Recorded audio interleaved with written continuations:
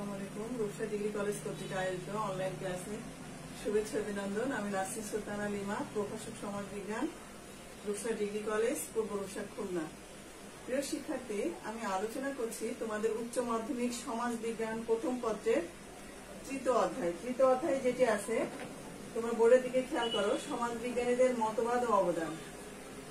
এই অধ্যায়টি অত্যন্ত গুরুত্বপূর্ণ একটি অধ্যায়। এই অধ্যায়ে যে সমস্ত সমাজ বিজ্ঞানী, দার্শনিক এবং চিন্তাবিদ আছেন, তাদের যে গুরুত্বপূর্ণ গ্রন্থগুলো আছে সেখানে সমাজ সম্পর্কে আলোচনা করেছেন। এই আলোচনায় সমাজ বিজ্ঞানকে অনেক বেশি সমৃদ্ধ করেছে। সেই বিষয়গুলো সম্পর্কে আজকে আমরা জানবো। প্রিয় শিক্ষার্থী, আমি বিগত ক্লাসে আলোচনা করেছিলাম সমাজ বিজ্ঞান কোন কোন পদ্ধতি অনুসরণ করে এবং কোন কোন পদ্ধতির মাধ্যমে গবেষণা কার্য পরিচালনা করে সে বিষয় সম্পর্কে। আজকে সমাজ বিজ্ঞানের যে বিষয়টি নিয়ে আসছি, তোমরা একটু শিক্ষণ ফলের দিকে খেয়াল করো। সমাজ সম্পর্কে অগ্রগতি সমাজ বিজ্ঞানী ইবনে খালদুনের মতবাদ ও অবদান ব্যাখ্যা করতে পারবে। আজকে আমি সমাজ বিজ্ঞানী ইবনে খালদুনের নিয়ে আলোচনা করব, তাদের জীবন এবং কর্ম নিয়ে আলোচনা করব এবং গুরুত্বপূর্ণ গ্রন্থ যেগুলো আছে সেগুলো নিয়ে আলোচনা করব। এই অধ্যায়ে ইবনে খালদুন ছাড়াও Auguste Comte, Herbert Spencer, Karl Marx, Max Weber, Emile Durkheim, এই যে বিজ্ঞানীগুলো আছেন যারা সমাজ বিজ্ঞান নিয়ে আলোচনা করেছেন, সেই সমস্ত বিজ্ঞানীদের নিয়ে আমি ধারাবাহিকভাবে অন্যান্য ক্লাসেও আলোচনা করব। প্রিয় শিক্ষার্থী, তোমরা জানো 19শ শতাব্দীর মধ্যভাগে সমাজবিজ্ঞান একটি স্বতন্ত্র বিজ্ঞান হিসেবে আত্মপ্রকাশ করে। একটি পূর্ণাঙ্গ বিজ্ঞান হিসেবে আত্মপ্রকাশ করার ক্ষেত্রে যে সমস্ত সমাজবিজ্ঞানী, দার্শনিক এবং চিন্তাবিদ প্রত্যক্ষ এবং পরোক্ষভাবে সমাজবিজ্ঞানের যে মতবাদ এবং আলোচনা করেছেন, সেজন্য তাদের জীবন এবং কর্ম সম্পর্কে আমাদের ভালোভাবে ধারণা থাকা দরকার। প্রিয় শিক্ষার্থী, আজকে আমরা সমাজবিজ্ঞানী ইবনে খালদুনের যে অবদানগুলো আছে সেই বিষয়গুলো আমরা জানার চেষ্টা করব। ইবনে খালদুন এমন একজন বিজ্ঞানী ছিলেন, তোমরা যারা সমাজ বিজ্ঞান জানার জন্য প্রস্তুত, সমাজ বিজ্ঞান সম্পর্কে গভীরভাবে জানতে চাও, না বলে সমাজ বিজ্ঞান যার নামটি সবার আগে না বললে নয়, তিনি হচ্ছেন ইবনে খালদুন। তিনি মুসলিম সমাজ বিজ্ঞানী ছিলেন। তিনি শুধু একজন সমাজ বিজ্ঞানী ছিলেন না, একাধারে দার্শনিক, চিন্তাবিদ, রাষ্ট্রবিজ্ঞানী, অর্থনীতিবিদ হিসেবেও খ্যাতি অর্জন করেছেন। ইবনে খালদুনের জন্ম পরিচয়। সমাজবিজ্ঞানী এবং দার্শনিক ইবনে খালদুন আফ্রিকার তিউনিস শহরে, যার বর্তমান নাম তিউনিসিয়া, 1332 খ্রিস্টাব্দে 27 মে এক সম্ভ্রান্ত পরিবারে জন্মগ্রহণ করেন। তার পিতৃ পদার্থ নাম আর তার পারিবারিক নাম ইবনে খালদুন, তিনি এই নামে বেশি পরিচিত ছিলেন। ইবনে খালদুনের বড় একটি নাম আছে, সেটা আমরা একটু জানার চেষ্টা করব। আমি বোর্ডে লিখে নিয়েছি অনেক বড় নাম। ওয়ালিউদ্দিন আবু জায়েদ আব্দুর রহমান ইবনে মুহাম্মদ ইবনে খালদুন আল হাজরামি, এত বড় একটি নাম। তিনি তার কর্মের জন্য, তার যে কার্যক্রমের জন্য, রাষ্ট্র পরিচালনার সময় তিনি যে সমস্ত গুরুত্বপূর্ণ কাজে নিয়োজিত ছিলেন, সেই সময় তাকে বিভিন্ন উপাধিতে ভূষিত করা হতো, বিভিন্ন নামে ডাকা হতো। বাল্যকাল থেকে তীব্র মেধাশক্তি সম্পন্ন ছিলেন ইবনে খালদুন। তার জ্ঞানের পরিধি, জানার পরিধি এত ব্যাপক ছিল যে সমবয়সী যে কারোর চাইতে অনেক বেশি বিস্তৃত ছিল। প্রিয় শিক্ষার্থী, ইবনে খালদুন এমন এক সময় জন্মগ্রহণ করেন যখন মুসলিম সভ্যতার বিস্তৃতির পর তা ধীরে ধীরে অবনতির দিকে ধাবিত হয়। এই সময় তার পিতা এবং পিতামহ রাষ্ট্রের বিভিন্ন গুরুত্বপূর্ণ দায়িত্বে কর্মরত ছিলেন। তিনিও তিউনিস রাজ্যের একটি গুরুত্বপূর্ণ কাজে কর্মরত ছিলেন, রাষ্ট্রের কার্য পরিচালনার দায়িত্বে নিয়োজিত ছিলেন। দায়িত্বে থাকাকালীন আরব ও মুসলিম সভ্যতার উন্নতি এবং অবনতির যে বিষয়টি পর্যবেক্ষণ করার সুযোগ হয়েছিল তার। অন্যদিকে রাজনৈতিক যে ক্ষমতা, কূটনীতি, তারপর রাষ্ট্র পরিচালনার যে দক্ষতা, উত্থান পতন এবং যে ক্ষমতার লড়াই, এই বিষয়ে অভিজ্ঞতা অর্জন করার সুযোগ হয়েছিল। তার জীবন ছিল ঘটনাবহুল। ইবনে খালদুনের অনেক বিচিত্র অভিজ্ঞতা ছিল তার জীবনে রাষ্ট্র পরিচালনার ক্ষেত্রে। যখন তিনি রাষ্ট্র পরিচালনা করেন, তখন এই সমস্ত ভালো দিক, মন্দ দিক প্রভৃতি বিষয় নিয়ে তিনি অনেক বেশি জ্ঞান অর্জন করেন। আজীবন তিনি গুরুত্বপূর্ণ রাজনৈতিক কর্মকাণ্ডের সাথে নিজেকে জড়িত রেখেছিলেন। ইবনে খালদুন 1406 খ্রিস্টাব্দে 19 মার্চ মৃত্যুবরণ করেন। ইবনে খালদুনের যে বইগুলো পড়লে বা লেখাগুলো দেখলে আমরা সমাজের যে গতি প্রকৃতি আছে, তারপরে মানুষের সম্পর্কে, সমাজের গুরুত্বপূর্ণ যে কথাবার্তাগুলো আছে মধ্যযুগীয় সমাজ ব্যবস্থা সম্পর্কে আমরা চমৎকারভাবে ধারণা পাই তার বইগুলো থেকে। তিনি সমাজবিজ্ঞান আলোচনা করতে যেয়ে কিছু গুরুত্বপূর্ণ বই লিখেছেন, সেই বইগুলো সম্পর্কে আমরা এখন জানার চেষ্টা করব। প্রিয় শিক্ষার্থী, ইবনে খালদুনের যে গুরুত্বপূর্ণ বইগুলো আছে আমি বোর্ডে লিখে নিয়েছি। প্রিয় শিক্ষার্থী, তোমরা জানো অনলাইন ক্লাসের সময় স্বল্পতার কারণে আমাদের বোর্ডে লিখতে হয়। আমার প্রথম যে আলোচনা সেটা হচ্ছে আল মুকাদ্দিমাত গ্রন্থ।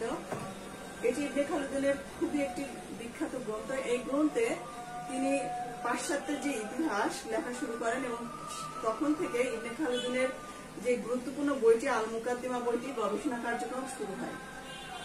কোন দার্শনিক, সমাজবিজ্ঞানী এবং চিন্তাবিদ যারা ছিলেন তারা মনে করতেন পৃথিবীর যে পাশ্চাত্যের ইতিহাস সেটা আমরা মূলত পাই ইবনে খালদুনের আল মুকাদ্দিমা গ্রন্থে।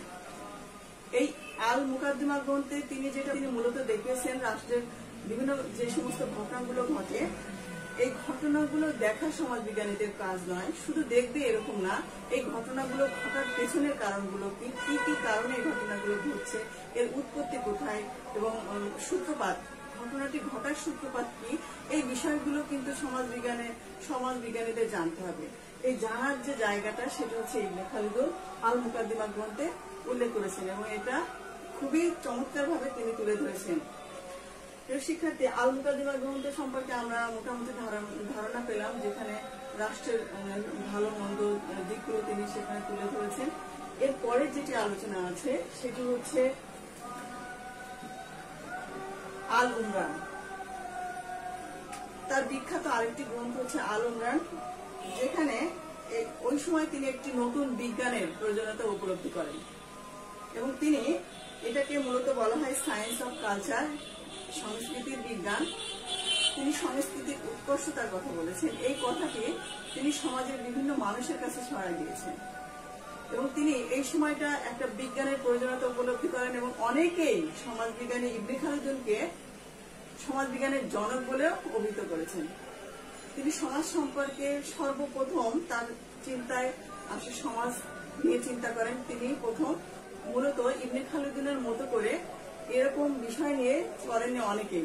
মানব সমাজ প্রতিষ্ঠায় প্রকৃতি, উৎপত্তি ও বিকাশ সম্পর্কে তিনি চমৎকারভাবে ধারণা দিয়েছেন আল উমরান গ্রন্থে। তিনি এত চমৎকারভাবে তুলে ধরেছেন যে তার চিন্তা চেতনায় এই বিজ্ঞানের বিষয়টি তার মাথায় আসে এবং এর অনেক পরে, কয়েক শতাব্দী পর, ফরাসি সমাজবিজ্ঞানী অগাস্ট তার চিন্তায় এই বিষয়গুলো আসে। অনুরূপ বিজ্ঞানের সন্ধান লাভ করি আমরা। ইবনে খালদুন বলার চেষ্টা করেছেন একটি রাষ্ট্র যদি উন্নত হয় সেই রাষ্ট্রের সংস্কৃতি উন্নত হয়। একটা রাষ্ট্রের সংস্কৃতি দেখে বোঝা যায় যে সেই রাষ্ট্র কতটা উন্নত। শিক্ষাতে আমরা আল উমরান গ্রন্থে জানতে পারলাম ইবনে খালদুন কোন বিষয় নিয়ে বলেছেন, মানুষের কালচার নিয়ে বলেছেন, সামাজিক সংস্কৃতি নিয়ে বলেছেন, মানে সার্বিক বিষয় তিনি এখানে তুলে ধরার চেষ্টা করেছেন। শিক্ষাকে এরপরে যেটি আছে আল আসাবিয়া। ইবনে খালদুনের আরেকটি বিখ্যাত গ্রন্থ হচ্ছে আল আসাবিয়া। এই গ্রন্থে আল আসাবিয়া প্রত্যেকটি ইংরেজি প্রতিশব্দ হচ্ছে সোশ্যাল সলিডারিটি, যেটা আমরা বাংলায় বলি। এই বাংলার শব্দটি, বাংলার অর্থ হচ্ছে সামাজিক সংহতি বা গোষ্ঠী সংহতি। তিনি গোত্র সংহতি বলতে বুঝিয়েছেন সামাজিক সমাজের যে মিল বন্ধন রয়েছে, চেতনার জায়গা রয়েছে, সামাজিক যে বিভিন্ন মতাদর্শের মানুষ রয়েছে, সেই সমস্ত মানুষগুলোকে একই ছায়াতলে রাখা। তিনি মূলত বলার চেষ্টা করেছেন একটি সমাজ, একটি রাষ্ট্র যদি টিকিয়ে রাখতে চায় তাহলে সেক্ষেত্রে গোত্র সংহতি খুবই গুরুত্বপূর্ণ। যদি আমরা গোত্র সংহতি টিকিয়ে রাখতে না পারি, একটা রাষ্ট্র, একটা সমাজ টিকে থাকবে এতটুকু দীর্ঘদিন টিকে থাকবে এটা নিশ্চয়তা দেওয়া যায় না। আগে যদি আমরা একটা রাষ্ট্রকে সাস্টেইন করতে চাই, টিকিয়ে রাখতে চাই, অবশ্যই গোত্র সংহতির উপর আমাদেরকে জোর দিতে হবে। শিক্ষার্থী, তার মতে উপজাতিদের মধ্যে বা উপজাতিদের মধ্যে সামাজিক সংহতিটা অনেক বেশি দৃঢ়, গোত্র সংহতি অনেক বেশি দৃঢ়। আমরা দেখি যে স্থায়ীভাবে যারা বসবাস করে তাদের চাইতে যারা যাযাবরের মতো জীবনযাপন করে তাদের মধ্যে এই যে গোত্র সংহতিটা বেশি পরিলক্ষিত হয়। যারা আমরা স্থায়ীভাবে বসবাস করি তাদের ভিতর আরামায়েশের প্রবণতা বেশি থাকে, যাযাবরের মতো জীবনযাপন করেন এবং উপজাতি তারা জীবনে অনেক বেশি স্ট্রাগল করতে পারেন এবং স্ট্রাগল করেনও। শিক্ষার্থী, এই ছিল আল আসাবিয়া গ্রন্থের মূল কথা। এর পরে যেটি আলোচনা আবহাওয়া জলবায়ু। ইবনে খালদুনের আবহাওয়া জলবায়ু নিয়েও তিনি আলোচনা করেছেন। তিনি বলেছেন মতে ব্যক্তির মতো সমাজ, রাষ্ট্রের শৈশব, যৌবন এবং কি বার্ধক্য পেরিয়ে মৃত্যুর দিকে ধাবিত হয়। এবং তিনি আরো জোর দিয়ে বলেছেন, একটা বিষয় জোর দিয়ে বলেছেন যে সমাজের ভৌগোলিক উপাদান, আবহাওয়া, মাটি দ্বারা বিশেষভাবে নিয়ন্ত্রিত। এই যে বিষয়টি তিনি বলেছেন যে রাষ্ট্রের উত্থান পতনের ক্ষেত্রেও ভৌগোলিক কারণ অনেক বেশি দায়ী। এটা উনি বলার চেষ্টা করেছেন এবং তিনি যে সমস্ত কথাগুলো বলে গেছেন আজও স্থিতিশীল অবস্থায় রয়েছে এবং তার চিন্তা চেতনাগুলো এখনো পর্যন্ত সমাজবিজ্ঞানীরা তার মতের সাথে সম্মতি জ্ঞাপন করেন। শিক্ষার্থী, অনেক সভ্যতার বিনাশ দেখেছি, আবার নতুন করে সভ্যতা গড়ে উঠতেও দেখেছি।